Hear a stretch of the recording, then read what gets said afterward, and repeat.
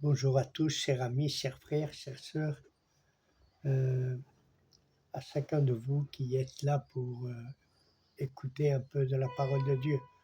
Aujourd'hui, je vais parler du verset 19 de l'évangile de Matthieu, chapitre 16, hein, c'est-à-dire Matthieu 16, verset 19. Je te donnerai les clés du royaume des cieux. Seigneur Jésus lui a donné cette parole à Pierre, à l'apôtre Pierre, hein, son disciple, un de ses apôtres, un de ses disciples. Et beaucoup de fois, on se demande pourquoi lui et pas un autre. Pierre n'était pas parfait, ça on le sait. Il n'était même pas, semble-t-il, le disciple bien-aimé. Ce rôle appartient un peu à l'apôtre Jean. Pierre était loin d'être un modèle de perfection. Il était impétueux, il voulait toujours devancer les autres, il voulait tout arranger, il s'écria quand le Seigneur lui avait dit qu'il devait mourir, hein, Seigneur, que cela ne t'arrive jamais. Le Seigneur, il a fallu qu'il le mettre dans la vérité. Même il lui avait dit, va de là, Satan, parce que tu ne vois pas ce que le Seigneur veut, sinon tu vois selon les hommes. Il a même coupé l'oreille à un de ceux qui voulaient prendre à Jésus. C'était un homme impétueux. Il a même tenté de construire trois abris, prétendant ainsi corriger ou faire une religion nouvelle, c'est-à-dire pour Moïse, pour Élie et pour Jésus-Christ. Le Seigneur aussi lui parle en disant que seulement à lui tu dois adorer et pas à un autre, c'est-à-dire ni Moïse, ni Élie, ni aucun des prophètes, ni personne mérite ou doit être adoré, seulement le Seigneur Jésus. Il a même renié le Seigneur à 3 reprises. Et sa vie a connu bien d'autres erreurs. Même Paul, l'apôtre Paul, l'a réprimandé pour son hypocrisie.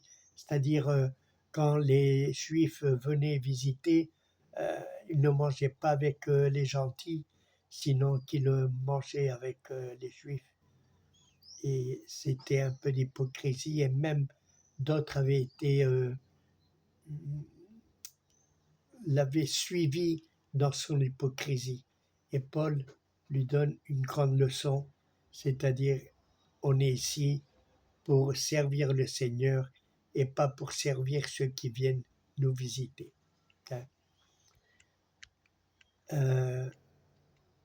Combien d'entre nous aujourd'hui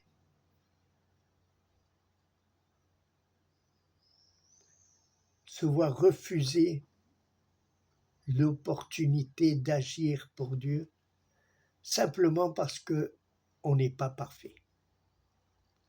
Je crois que la perfection, personne ne l'a, sinon qu'on va et on va en route, en chemin vers la perfection.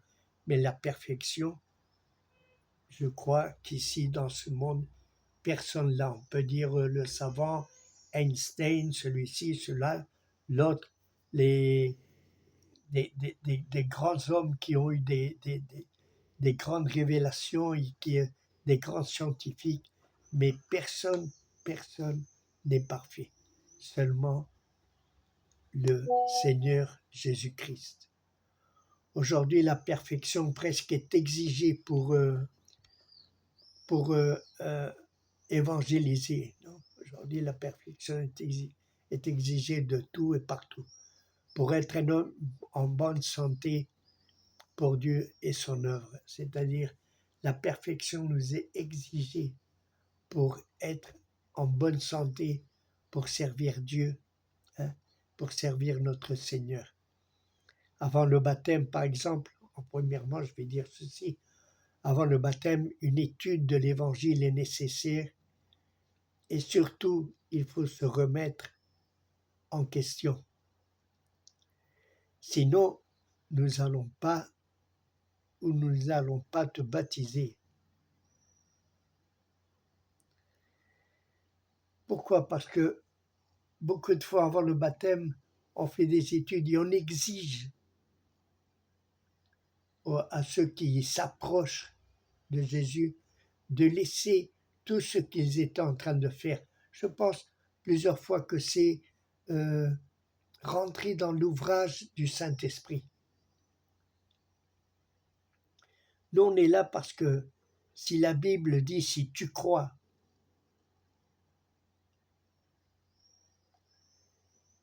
quiconque croit y est baptisé sera sauvé. Quiconque croit. C'est-à-dire il faut croire pour être baptisé. C'est tout. Il ne faut pas beaucoup d'études, il ne faut rien du tout. Les personnes en bonne santé, comme avait dit le Seigneur, ont-ils besoin et ont-elles besoin d'aller voir un médecin?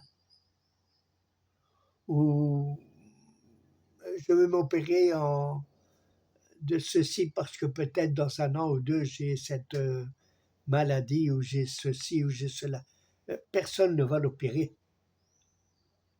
Je crois que le médecin, s'il te voit arriver en bonne santé, il ne va pas t'envoyer acheter des médicaments.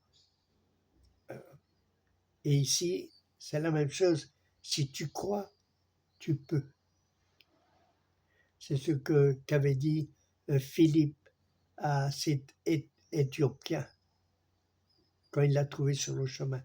Si tu crois, tu peux. Et ayant vu de l'eau, il le baptisa au nom du Seigneur Jésus. C'est-à-dire, il ne faut seulement que croire. Il ne faut pas beaucoup d'études, il ne faut rien du tout. Parce que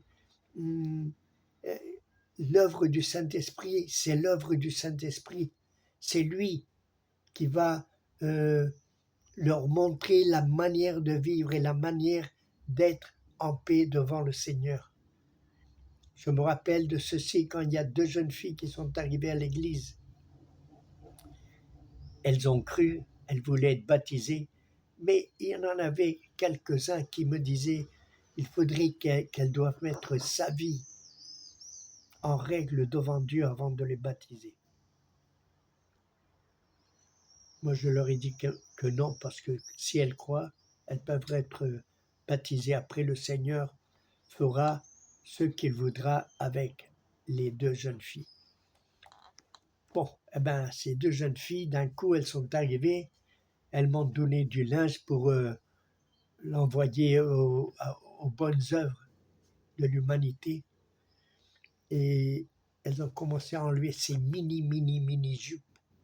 Elles ont commencé à enlever beaucoup de choses qui attiraient l'attention de beaucoup de personnes dans l'église. C'est-à-dire quand il y a quelqu'un qui rentre, une fille, ou qui rentre d'une manière, ou un homme qui peut rentrer aussi d'une manière pas adéquate, non, alors les yeux se tournent et on perd un peu le nord.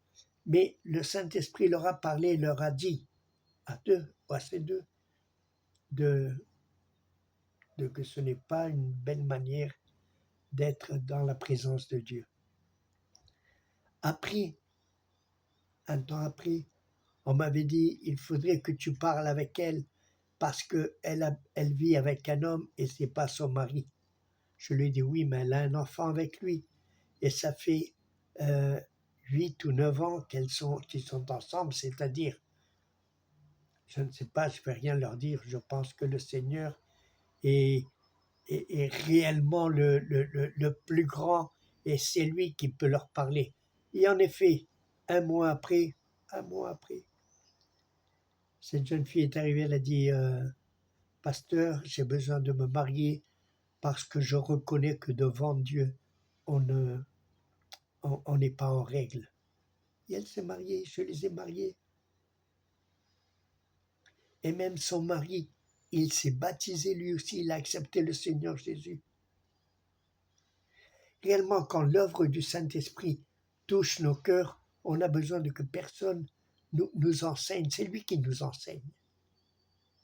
Personne n'enseignera son peuple. C'est Dieu même qui enseigne son peuple.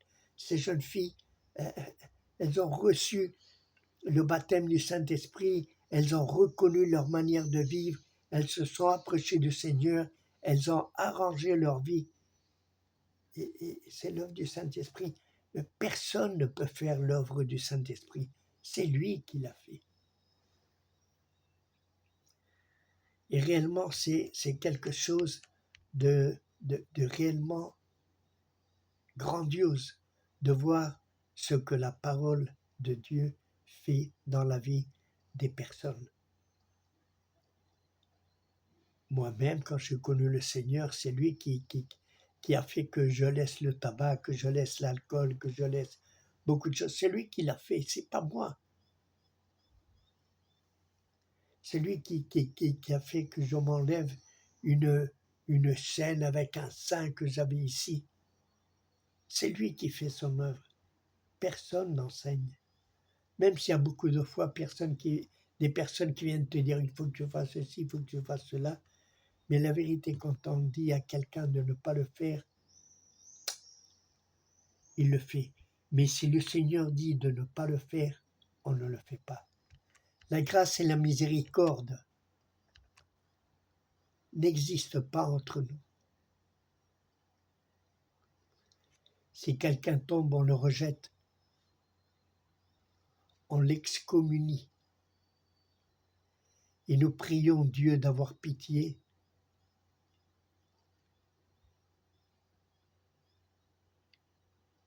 de ceux à qui on a excommunié.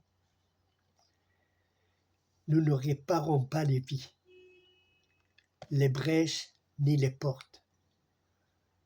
On détruit. Et nous déclarons impurs ceux qui sont tombés. Or, il y a une exception. S'il s'agit de nos enfants, eh bien nous devons avoir compassion. Pauvres enfants, nous ne pouvons pas leur faire ce que nous avons fait aux autres.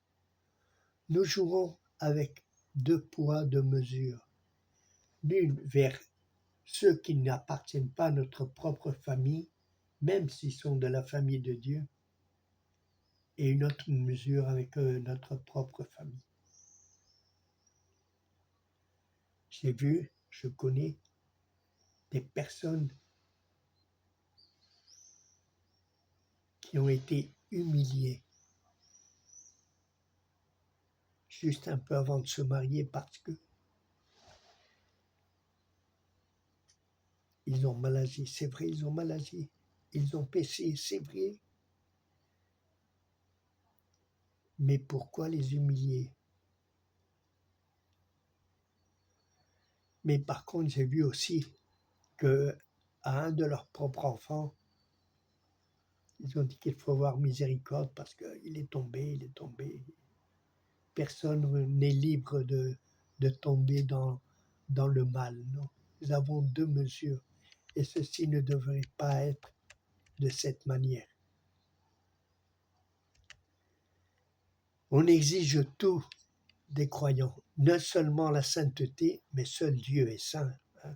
La sainteté, une fois j'ai prêché, qu'est-ce que la sainteté pour un chrétien?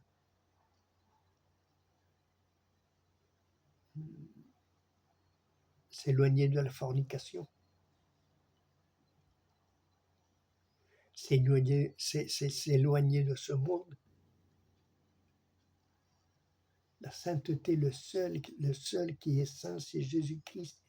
Et nous sommes sanctifiés par son sang. On devient réellement saint par le sang de Jésus-Christ et quand on est réellement en Jésus-Christ. Si nous voyons Pierre, comme j'ai dit auparavant, ce n'était pas la perfection de la sainteté. Il avait même renié le Seigneur. il était un peu hypocrite. Mais Dieu ne l'a jamais rejeté. Au contraire, il a vu qu'il avait un cœur réellement pur pour le servir. C'est comme le roi David. Ce n'était pas la perfection de la sainteté, mais il a écrit des psaumes. C'était un roi que même Dieu avait dit, c'est un homme qui va agir selon mon cœur.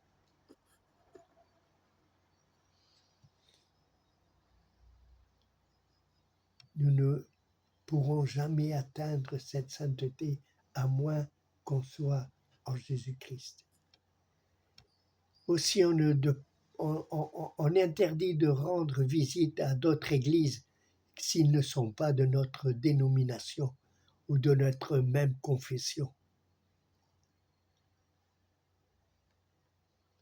Même il y a des pasteurs qui disent qu'on doit parler avec nos frères, qu'est-ce qu'on parle avec eux, qu'est-ce qu'ils pensent de nous, on est un peu des commères. On essaye de savoir qu'est-ce qu'ils parlent entre eux, qu'est-ce qu'ils disent de nous, qu'est-ce qu'ils pensent de nous. Nous analysons les témoignages, nous exigeons certains types de vêtements et bien sûr, nous parlons aussi de la dîme et les autres offrandes et nous disons que l'Ancien Testament est inutile car maintenant on est et nous sommes dans le Nouveau Testament. Mais, mon cher ami, mon cher frère, ma soeur, nous utilisons l'Ancien Testament à notre avantage et pour faire honte à nos frères et sœurs dans la foi. Nous leur disons que s'ils ne participent pas, Dieu ne va rien leur donner et même ils ne vont pas se sentir, comment dirais-je, ne vont pas se sentir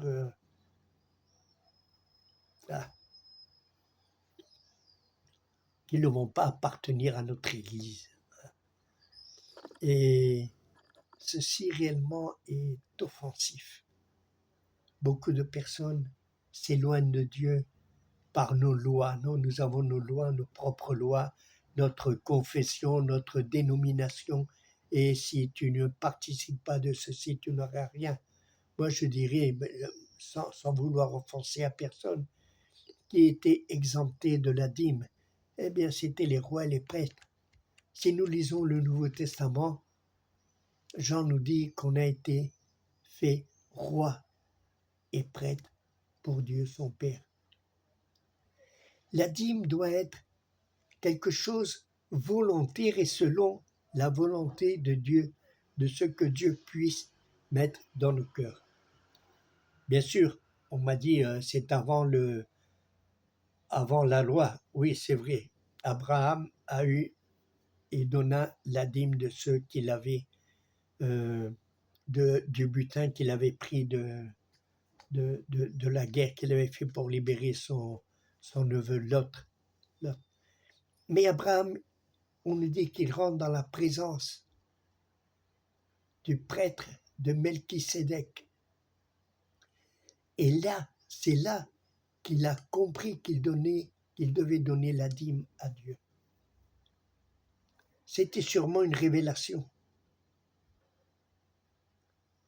De même, si nous rentrons en présence de Dieu, il nous dira ce que nous devons faire, comment le faire et combien donner.